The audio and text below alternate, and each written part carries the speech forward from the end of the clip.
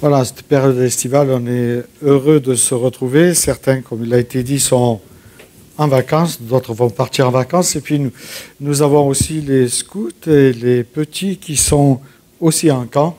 Donc pensons à eux dans la prière. Donc voilà. Je voudrais aujourd'hui parler d'un personnage que vous connaissez certainement pas. Il s'appelle Patrick. À l'époque, il avait 22 ans, donc tout jeune, plein de force. Mais voilà, Patrick avait commis des vols avec violence dès l'âge de 19 ans. Et il avait purgé une peine de prison. Et dans cette peine de prison qu'il avait eue, donc il a suivi une formation, puis obtenu un diplôme, en informatique. Bien sûr, à la sortie de la prison, il a postulé pour un poste de développeur de web. Malgré toutes ses compétences, beaucoup d'employeurs, pour ne pas dire tous, ont refusé de l'embaucher dès qu'ils ont appris son passé. En fait, il a été très vite disqualifié suite à ce qu'il avait commis il y avait quelques années. Certains n'ont même pas répondu après l'entretien qu'il a eu avec eux, du moment qu'il avait fait de la prison. Donc il était banni à vie, on pourrait dire, de tout travail. On pourrait dire qu'il portait une certaine pancarte visible ou invisible plutôt sur le front, où il était écrit « Est détenu ». Il avait changé, mais les autres ne lui laissaient pas, on pourrait dire entre guillemets, la chance de prouver qu'il avait changé. Et je vous invite à la lecture dans le livre de Actes, au chapitre 9, un passage que nous connaissons, mais je vais volontairement sauter des versets, parce qu'il y a juste les personnages qui m'intéressent dans les textes. Donc c'est dans Actes 9, au verset 20, il nous est dit, après que Paul se soit converti, donc on connaît cette conversion qu'a eu Paul, une conversion radicale, il nous est dit qu'il resta quelques jours avec des disciples qui étaient à Damas, et il se mit aussitôt à proclamer dans les synagogues que Jésus était le Fils de Dieu.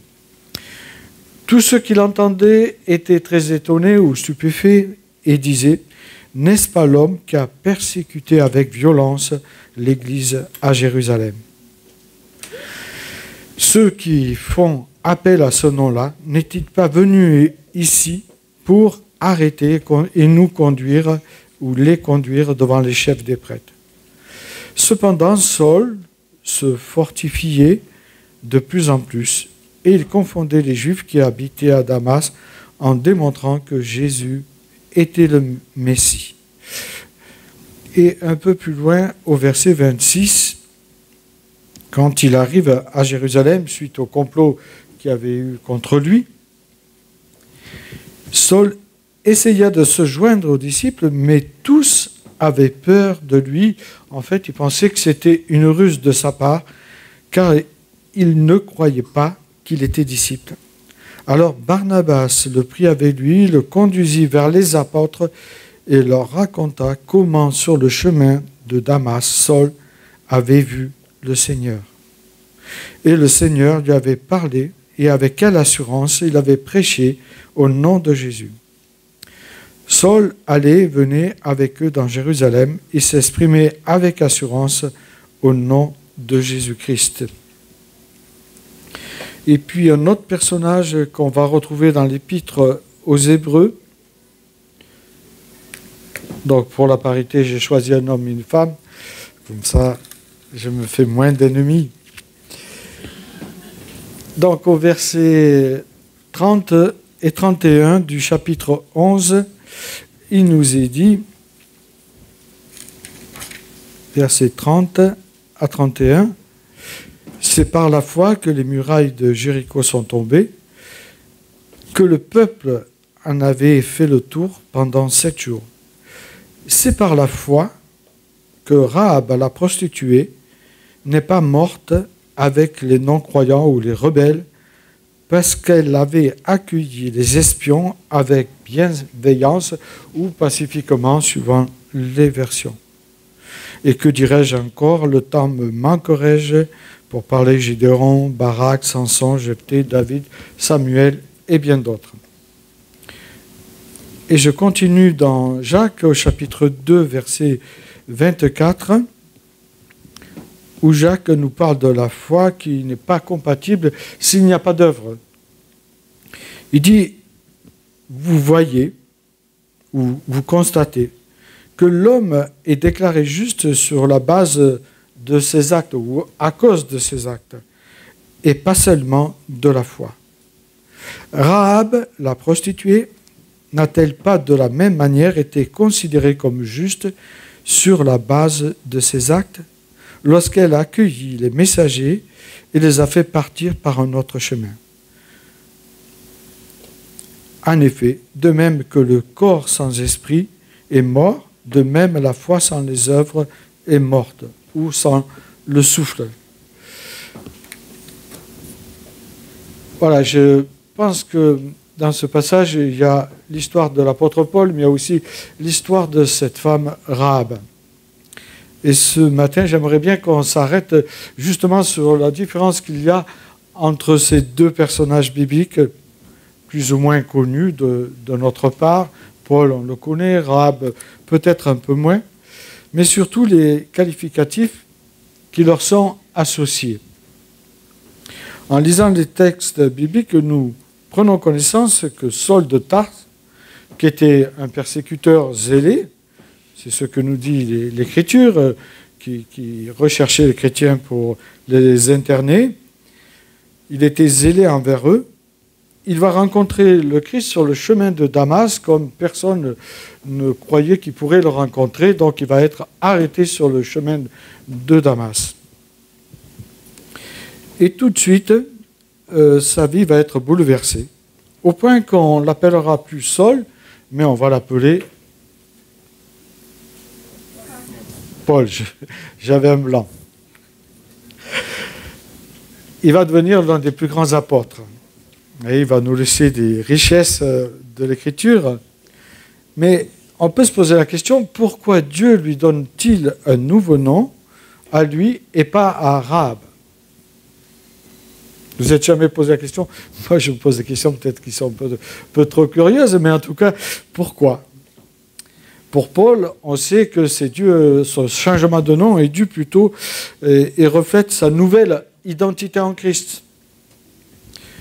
Et justement, ça renouvelle et ça exprime aussi sa mission, puisqu'il va être porté, il va apporter l'évangile plutôt aux païens. Paul, son nom signifie petit en latin. Celui qu'on peut exprimer, ce qui peut exprimer son humilité nouvelle qu'il a reçue quand il s'est converti. Dans la Bible, on trouve d'autres personnages bibliques qui ont reçu un nouveau nom. Je pense à Abraham, qui est devenu Abraham. Je pense à Jacob, qui est devenu Israël. Ou Simon, qui est devenu Pierre. Et on pourrait en citer encore bien d'autres. En ce qui concerne Paul, il semble que ce changement de nom ne soit pas été simplement symbolique ou arbitraire de la part de Dieu. Dieu ne lui donne pas un nouveau nom pour le principe ou pour faire bien, mais pour permettre que Saul, nom de forme hébraïque, devienne Paul. Et au travers de ce changement de nom, il y a déjà un message pour les païens. Paul, c'est un nom de forme latine et romaine, alors que Saul, c'est la forme hébraïque. Paul est donc un homme dont l'identité a été réorientée par une rencontre personnelle avec Dieu, et son nom va devenir le porteur de mission. Il va revêtir une nouvelle identité, comme le Christ nous invite à revêtir une nouvelle identité quand on fait une démarche vers lui sincèrement. Mais en lisant ces deux personnages, peut-on considérer comme injuste que Dieu ait choisi de renommer certains, tandis que d'autres, souvent les femmes, on parle de la veuve de Sarepta, la femme d'Abraham, donc chaque fois il y a quelque chose qui est associé à leur prénom, et qui gardent leur nom d'origine. Pourquoi Rahab garde non seulement son nom d'origine, mais vous avez vu dans l'hébreu, ils y collent encore l'étiquette de Rahab, la prostituée. Étiquette qui restera attachée autant par l'auteur des Épîtres aux Hébreux que celui de Jacques. C'est pour cela que je tenais à le lire, pour qu'on puisse bien comprendre que les deux auteurs font ressortir qu'elle était prostituée. Pourrait-on y voir un signe quelque part de rejet de la part des auteurs, ou peut-être de la part de Dieu, parce qu'elle a eu un passé trop chargé? Ce qualificatif de prostituée ne se contente pas de rappeler son passé, mais c'est comme si on avait collé à la peau cette étiquette de prostituée. Cela même laisse sous-entendre qu'elle était définitivement prisonnière de son passé. Alors que la Bible nous parle qu'on peut être libéré de son passé, que ce soit celui de notre enfance, de notre adolescence ou même après. Et je me suis posé la question, et nous arrive-t-il pas, au fond de notre âme, de coller des étiquettes ou une étiquette à quelqu'un, même après qu'elle se soit convertie? Ça vous est jamais arrivé, c'est pas possible ici, mais ailleurs ça arrive. Mais vous, non. Moi non plus. Non. On est tous pareils, on est formés de la même pâte. Je pense à cet homme qui, après avoir donné sa vie au Seigneur, restait sur surveillance. Pourtant, c'est flagrant, il avait donné sa vie au Seigneur, il était sur surveillance constante. Épillé par ses propres frères de l'Église, épillé par ses proches, et même épillé par sa femme, ses enfants, qui n'avaient pas une pleine confiance en lui. Et je pense qu'ils n'avaient pas conscience qu'ils continuaient à lui faire sentir le poids de ses fautes passées. Même s'il ne lui exprimait pas, il lui faisait ressentir. Vous le savez aussi bien que moi, il y a des attitudes qui parlent bien plus que des paroles parfois. Comme si, aux yeux des hommes, la grâce de Dieu ne suffisait pas pour effacer tout un passé et écrire une nouvelle histoire avec Dieu sous une page blanche que lui-même nous aiderait à écrire. C'est un peu comme si un seul trait de leur vie suffisait à remuer toute leur identité entière, ou à la résumer plutôt. Et cela, nous le faisons parfois, sans même nous en rendre compte envers certaines personnes. En tout cas, ça peut nous arriver, si ça nous est jamais arrivé, ça peut arriver. Il peut arriver aussi que nous collions une étiquette à quelqu'un parce que nous avons été témoins à plusieurs reprises de fausses conversions ou des regrets de façade. Vous savez, des gens qui se convertissent chaque année.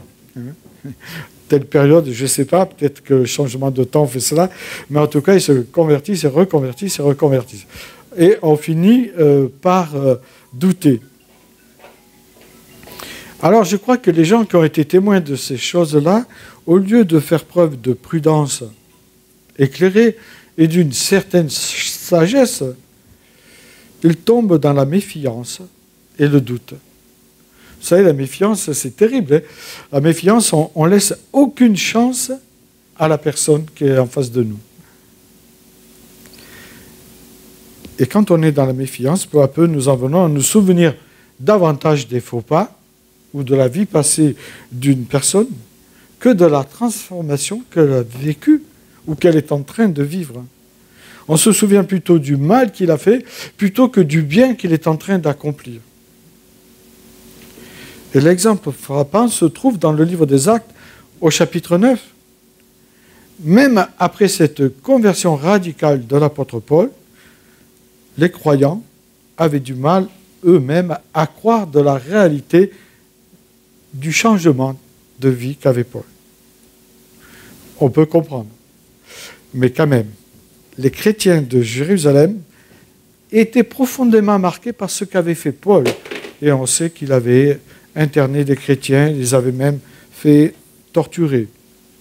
Donc ils étaient marqués par ce passé de Paul, oubliant la transformation qu'il avait vécue sur le chemin de Damas et que Dieu avait opéré un profond changement. C'est un peu comme si on remettait en question notre conversion.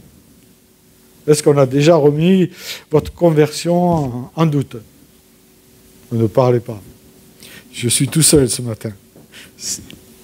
Bon, c'est pourquoi, en tout cas, Barnabas, lui, il est intervenu et il a apporté quelques éléments, quelques preuves. Parfois, on a besoin de preuves en affirmant que le Seigneur avait fait une œuvre en lui. Au verset 27, il nous est dit.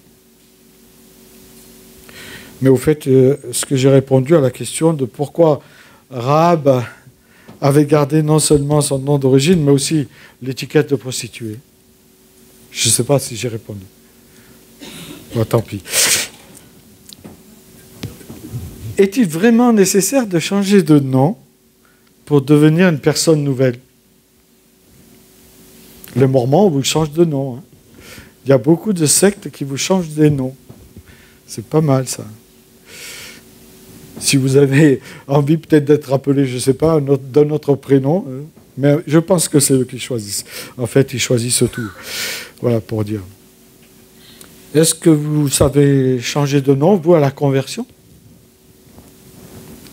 Pourtant, dans le livre de l'Apocalypse, il me semble, au chapitre 2, verset 17, qu'il est dit que Dieu nous donnera un nouveau nom.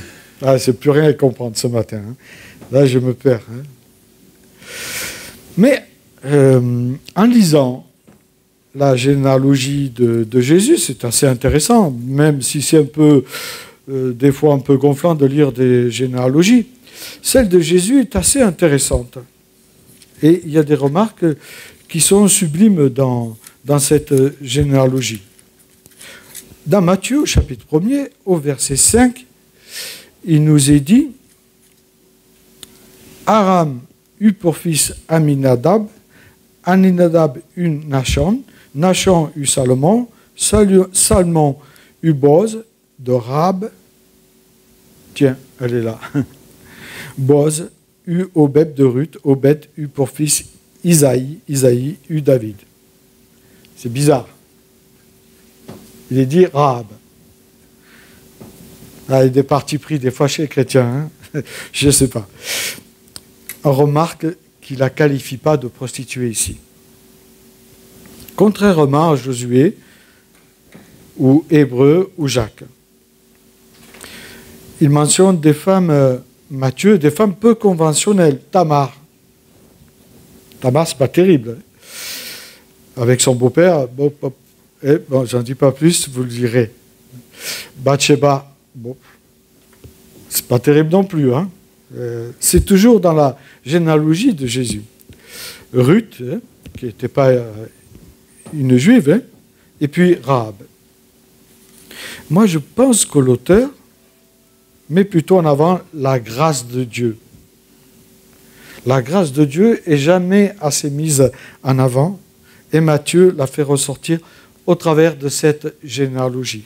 Comment Dieu peut aller chercher quelqu'un qui semble complètement perdu à nos propres yeux.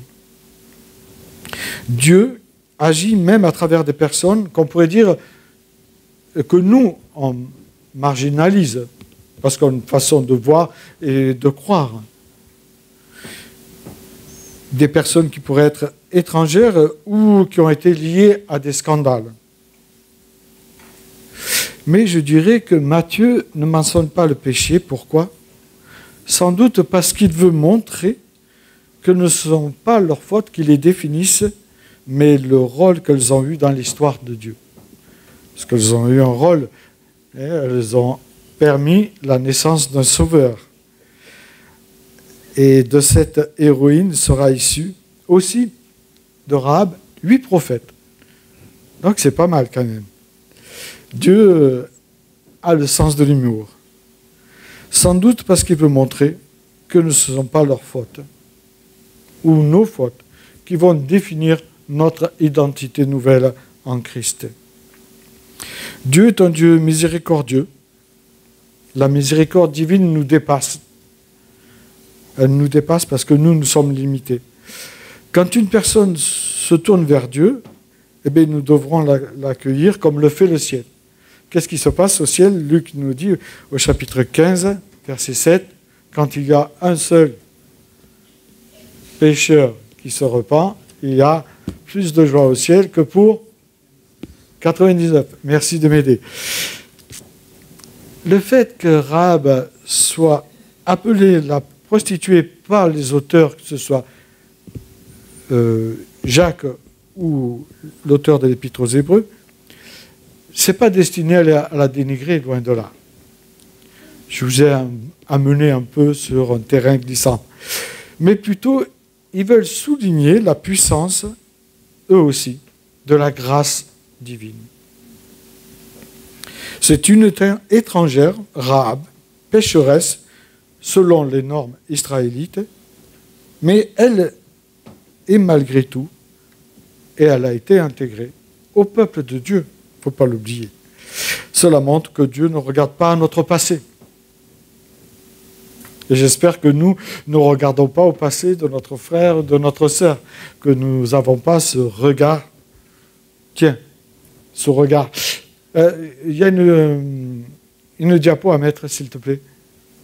Illusion. Voilà, elle va apparaître, j'espère. On peut la mettre un peu plus gros. Voilà, qu'est-ce que vous voyez au premier regard? Au premier regard. Et il faut vous mettre d'accord, j'entends. Vous n'êtes pas d'accord. C'est pas là, c'est là qu'il faut... Oui, là. Qu'est-ce que vous voyez au premier regard? Un oiseau?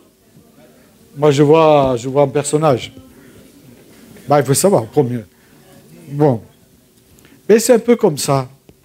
Parfois, quand quelqu'un se convertit, on a du mal à faire ce changement de regard envers la personne. Cette illusion optique, on peut l'avoir aussi pour la conversion des uns et des autres. Nous pourrons reconnaître en elle, en tout cas en Rahab, un véritable modèle de foi que l'on retrouve dans le Nouveau Testament, où elle est présentée de manière plutôt élogieuse dans les deux textes majeurs. Vous savez, certaines images ont le pouvoir de nous, entre guillemets, magique, de faire douter. Et le passé de quelqu'un a le pouvoir de nous faire douter. Et je vois que vous êtes sublimés par l'image, vous n'écoutez plus. On va lever l'image, c'est pas possible. Donc, en tout cas, Rahab est donné un exemple de foi active. Action et réaction, il y a eu. C'est assez intéressant. Et elle a été justifiée justement par ses œuvres. Le fait que son nom soit associé à son titre de prostituée, mais ça constitue tout simplement un puissant outil rhétorique ou théologique, c'est-à-dire de montrer que Dieu peut transformer n'importe qui. Cela démontre une grande transformation quand nous recevons la grâce de Dieu, quand nous recevons son amour. Alors Dieu est capable, si nous sommes d'accord, de nous transformer complètement, de changer notre vie. Et on le voit dans l'Écriture, Dieu emploie souvent les petits, et même ceux qui sont à nos yeux impurs, pour réaliser de grandes œuvres. Et il y a juste à regarder la généalogie de Jésus pour s'en rendre compte. Et pour moi, c'est un message d'espérance que Dieu nous laisse dans l'Écriture.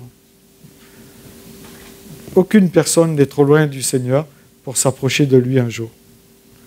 Alors ne désespérons pas si nous avons des amis, des frères, des sœurs ou des enfants qui sont loin du Seigneur.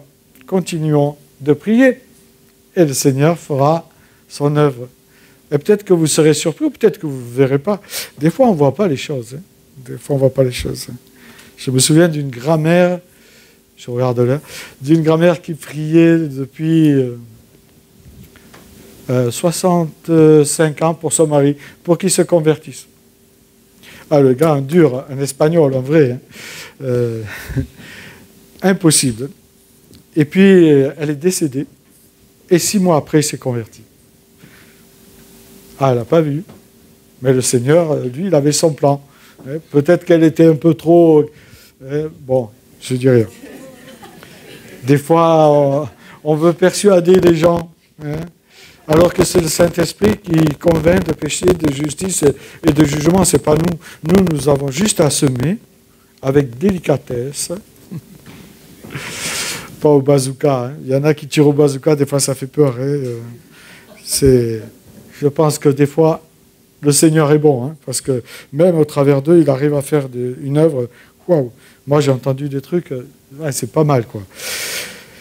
En tout cas, dans l'Écriture, le rappel du passé honteux d'un personnage ne sert pas à l'enfermer, justement, dans une étiquette, mais à mettre plutôt en lumière la grandeur de notre Dieu, la grandeur de l'intervention de celui qui est créateur et recréateur de toutes choses. C'est un peu comme si Dieu nous disait, regarde d'où cette personne vient, et pourtant, moi, je l'ai choisi. Prions le Seigneur de nous aider à ne pas coller trop vite des étiquettes sur nos contemporains, à les enfermer dans ce qu'ils sont, mais au contraire, ayons ce regard de grâce et de vérité qu'a eu le Christ envers nous et qu'il a envers nos prochains. Attention aux étiquettes négatives que l'on colle un peu trop vite. Si Dieu ne définit pas une personne par son passé, alors pourquoi nous-mêmes nous permettrons, nous, de le faire? Je vous invite à prier. Seigneur Père éternel, merci. Merci parce que tu es un Dieu plein de grâce, un Dieu miséricordieux qui parle, qui attend, qu'il sait quand cette graine est capable de pousser, d'être arrosée. Merci pour les expériences qu'il y a dans l'Écriture pour ces hommes et ces femmes de foi qui nous montrent qu'on n'est jamais trop loin pour venir à toi ou pour revenir à toi. Merci de nous rappeler qu'à tes yeux, nous sommes précieux, qu'à tes yeux, toute créature, même celles qui à nos yeux semblent méchantes, sont précieuses. Parce que tu les appelles et tu attends qu'un jour elles aient la possibilité de se tourner vers toi pour recevoir ce cadeau que tu veux faire à chaque être humain. Le cadeau de l'espérance, le cadeau de la paix, le cadeau de la joie qui est en toi. Merci pour cette bonne nouvelle. Donne-nous de savoir la transmettre avec joie, avec délicatesse. Donne-nous de savoir la transmettre comme toi, tu veux qu'elle soit transmise, et non pas comme nous désirons qu'elle soit transmise. Oui, Seigneur, je te prie pour chacun de nous, pour que tu nous apprennes à avoir un autre regard, si nous avons tendance à mettre des étiquettes sur les uns ou sur les autres. Donne-nous, Seigneur, cette force de regarder notre prochain au travers de la croix de Golgotha, parce qu'à la croix, tu as tout accompli. Au nom de Jésus-Christ, je te demande cela pour chacun de nous. Amen.